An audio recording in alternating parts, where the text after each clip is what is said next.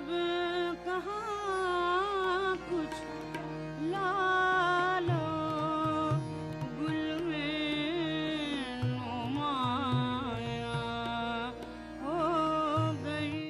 नाज़रीन आदाब, डीडी उर्दू के ख़ास प्रोग्राम शेर व सुखन में आपका इस्तकबाल है।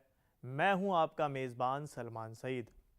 शेर व सुखन लेकर आया है उर्दू शेर व अदब के गुलदस्ते से एक ऐसा नायाब फूल जिसकी खुशबू से उर्दू शेर व अदब की फ़िज़ा मुअत्तर है। जी हाँ, ये नाम है आनंद नारायण मुल्ला। आज के इस एपिसोड में आनंद नारायण मुल्ला की हयात व खिदमात के बारे में बात करेंगे और उनकी गज़लों को सुरों से सजा हुआ सुनेंगे। आनंद नारायण मुल्ला के अब्वा व अजदाद कश्मीरी थे, लेकिन उनके बुज़ुर्ग कश्मीर से लखनऊ आकर बस गए थे। उनकी पैदाइश 24 अक्टूबर 1901 में लखनऊ में हुई। आनंद नारायण मुल्ला हिंदुस्तान की गंगा जमनी तहज़ीब के परिस्तार थे। उनका ये कहना था कि उर्दू मेरी मादरी ज़बान है और हिंदू मेरा धर्म, लेकिन मैं उर्दू ज़बान को नहीं छोड़ सकता, अपने धर्म को छोड़ सकता हूँ। ये जुमला उनके रोशन ख़याल को पेश करता हुआ नज़र आता है। आइए नाज़रीन, आनंद नारायण मुल्ला के बारे में मज़ीद एक्सपर्ट से सुनते हैं। पंडित आनंद नारायण मुल्ला उर्दू शायरी के सफ़े अव्वल के शायर, अच्छे नस्र निगार और मुतरज्जिम, साथ ही उर्दू ज़बान की बका और उसके हुकूक़ के लिए तहरीक के सालार काफ़िला की हैसियत रखते थे। आपकी पैदाइश 24 अक्टूबर 1901 लखनऊ में हुई। वालिद पंडित जगत नारायण लखनऊ के मशहूर वकील थे, साथ ही एक अहम शख्सियत में उनका शुमार होता था। अदबी और सियासी जलसों के इनक़ाद में वो पेश रहते थे। पंडित आनंद नारायण मुल्ला की इब्तदाई तालीम फ़रंगी महल से हुई और बाद में अंग्रेज़ी अदब में उन्होंने एमए की डिग्री हासिल की। एमए की डिग्री हासिल करने के बाद उन्होंने वकालत के इम्तहान को पास किया और इस इम्तहान को पास करने के बाद उन्होंने लखनऊ में ही वकालत शुरू की। इलाहाबाद हाई कोर्ट के जज की हैसियत से फ़राइज़ अंजाम दिए। वहाँ से सुबकदोशी के बाद 1961 में आपने सुप्रीम कोर्ट दिल्ली में वकालत शुरू की। वकालत के साथ ही साथ आप सियासी और अदबी मैदान में भी सरगर्म हुए। लोकसभा के लिए मुंतखब किए गए। लोकसभा के बाद राज्यसभा में भी आपका इंतखाब किया गया और बाकायदा तौर पर जो है सियासी सरगर्मियाँ आपकी जारी रही। साथ ही उर्दू अदब और उर्दू ज़बान में भी आपने उतने ही कारनामे अंजाम दिए जिस तरह से दीगर दूसरे मामलात में थे। उर्दू अदब की अगर हम बात करें तो आपने उर्दू ज़बान और अदब के जितने इदारे हैं उन अदारों की, बहुत सारे इदारों की सरपरस्ती भी की और उनके ज़िम्मेदारी भी निभाई। बहुत सारे चाहे वो उत्तर प्रदेश उर्दू अकादमी हो, चाहे तरक्की उर्दू बोर्ड के सदर की हैसियत से हो, साहित्य अकेडमी की उर्दू मुशावरती कमेटी के रुकन की हैसियत से भी उन्होंने अपने फ़राइज़ अंजाम दिए। एक और सबसे अहम चीज़ जो है वो ये कि उन्होंने उर्दू ज़बान के हुकूक़ के बाज़याफ़्त के लिए जो है बहुत ही दिलेराना तरीके से अपनी बातों को रखा और उसके हुकूक़ की बाज़याफ़्त के लिए जो कोशिशें हो रही थी, जो हालात थे, उसमें उनकी नुमायाँ खिदमत जो हैं वो उन्होंने अंजाम दी। गोल्डी मीट मटन मसाले, जो आपके हाथ का मटन खाए जिंदगी भर आपका हो जाए। जहाँ जाए रिश्ते बनाए गोल्डी मसाले। आरज़ू को दिल ही दिल में घुट के रहना आ गया। आरज़ू को दिल ही दिल में घुट के रहना आ गया और वो समझे कि मुझको रंज सहना आ गया। नाजरीन, इस तरीके के दकीक पहलुओं को बयान करने वाले आनंद नारायण मुल्ला की गज़लों को मौसीकी की धुनों पे सुनते हैं, जो ख़ास तौर पे डीडी उर्दू ने आपके लिए सजाई हैं। आइए महजूज होते हैं।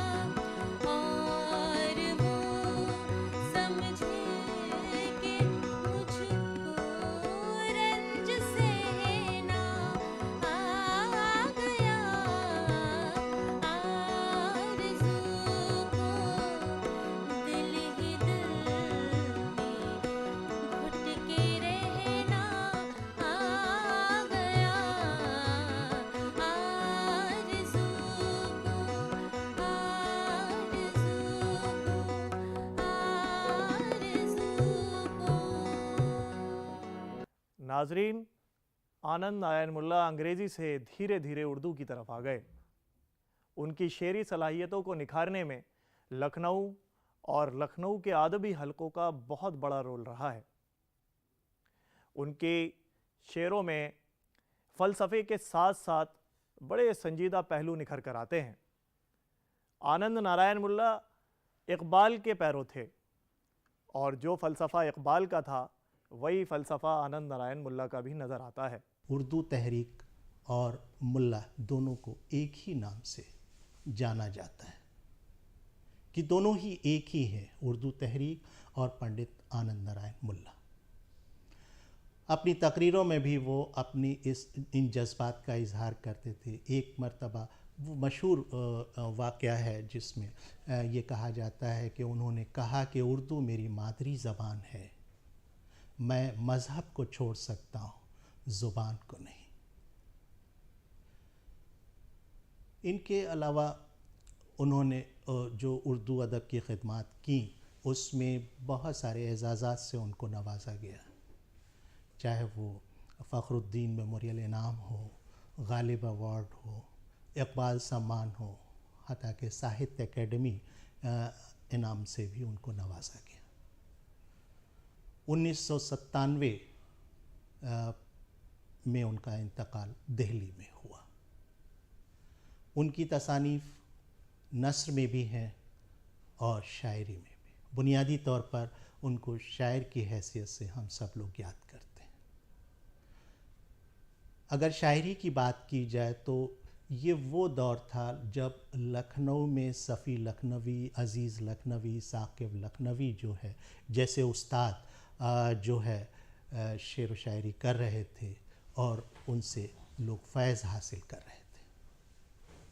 लेकिन जो रिवायत गज़ल की थी जिसमें हुस्न व इश्क के मामलात ज़्यादा थे, आनंद नारायण मुल्ला ने इससे अलग हटकर अपनी इनफरादियत कायम की। उन्होंने रिवायत की पासदारी तो की, लेकिन फरसूदगी को दरकिनार करते हुए उन्होंने उस दौर के जो मामलात हैं, जो एक इंसानी ज़िंदगी के वाक़यात, जज्बात होते हैं, वो पेश किए और फ़र्द वाहिद के जो एहसासात और जो तजुर्बात हैं उनको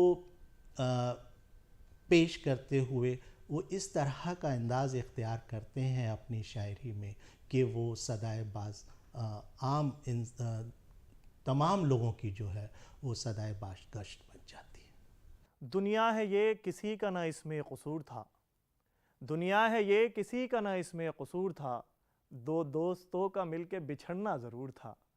आइए नाजरीन, इस गज़ल को मौसीक़ी की धुनों पे सुनते हैं और महजूज़ होते हैं।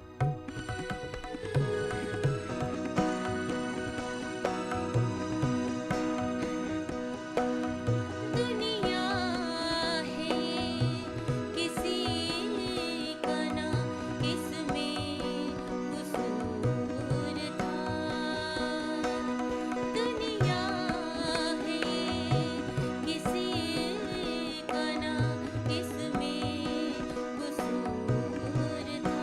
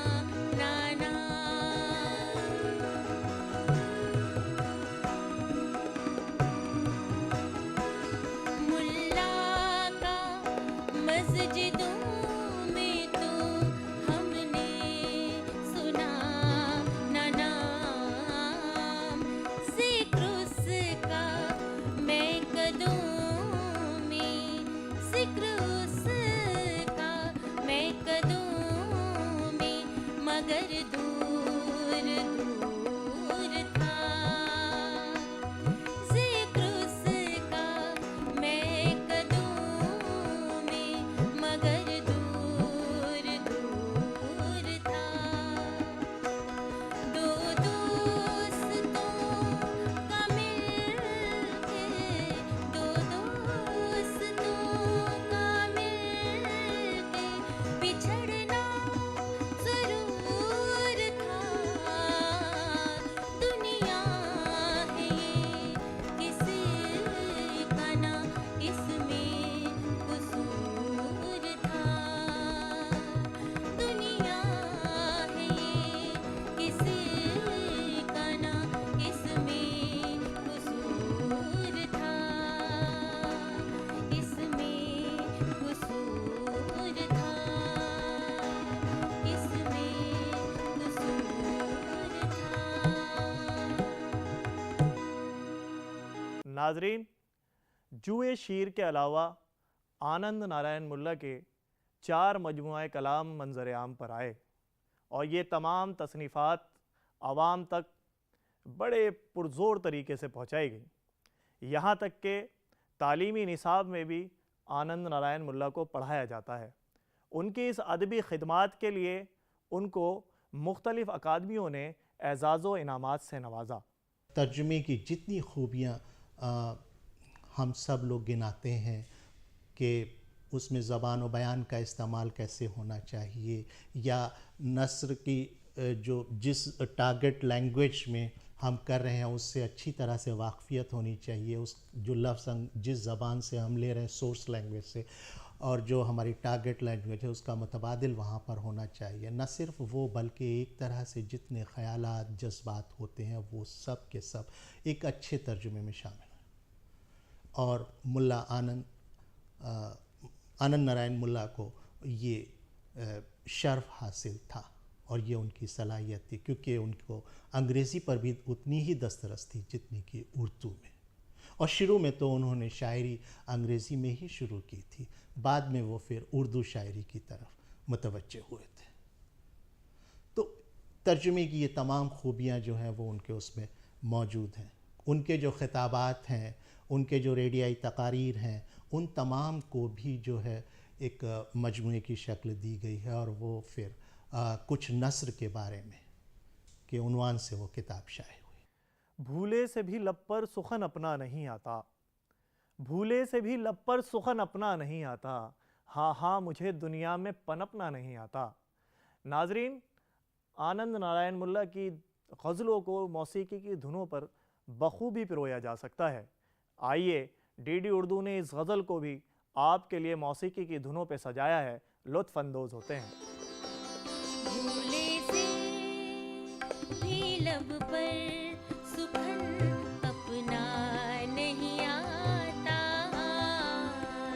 भूले से भी लब पर सुखन अपना नहीं आता। हाँ हाँ मुझे दुनिया में पनपना नहीं आता, भूले से भी लब पर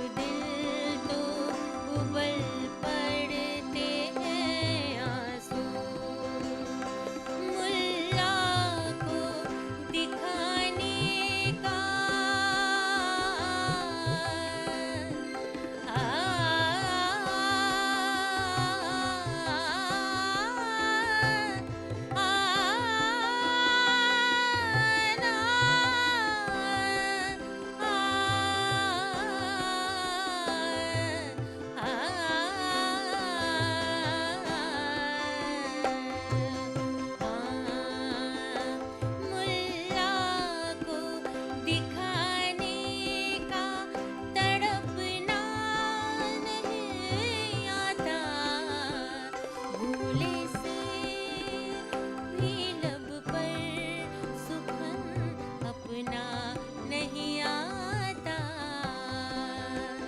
भूले से भी लब पर सुखन अपना नहीं आता। हाँ हाँ मुझे दुनिया में पनपना नहीं आता, भूले से भी लब पर सुखन अपना नहीं आता, सुखन अपना नहीं आता, सुखन अपना नहीं आता। नाजरीन, आज हम गुफ्तगू कर रहे थे एडवोकेट आनंद नारायण मुल्ला के बारे में, उनकी हयात व खिदमात के बारे में, और उनकी गज़लों को मौसीकी की धुनों पे सुन रहे थे। मुझे उम्मीद है कि आपको ये एपिसोड बेहद पसंद आया होगा। अगली दफ़ा एक नई रोशनी के साथ, एक नए सितारे के साथ, जिससे उर्दू शेर व अदब रोशन है, हाज़िरी होगी। जब तक के लिए अपने दोस्त, अपने मेज़बान सलमान सईद को इजाज़त दीजिए। खुदा हाफिज़।